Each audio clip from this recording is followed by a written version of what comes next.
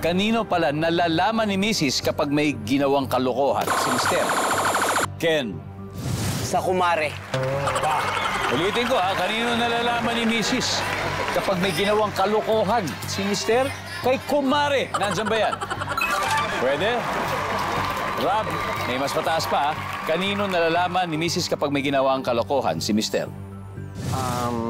Sa anak. Sa anak. Nagsumbong yung anak.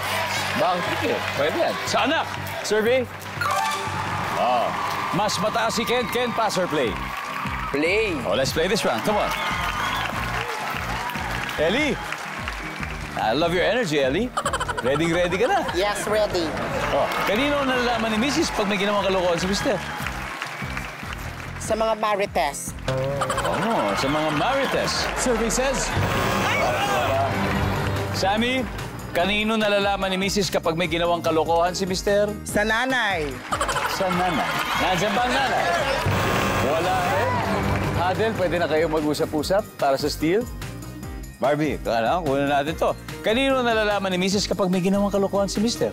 Sa katrabaho. Workmate or katrabaho, nandiyan ba yan? Pasok, Ken, kanino pa?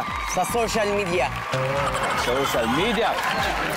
Good answer! Baka may nag-post. Good answer!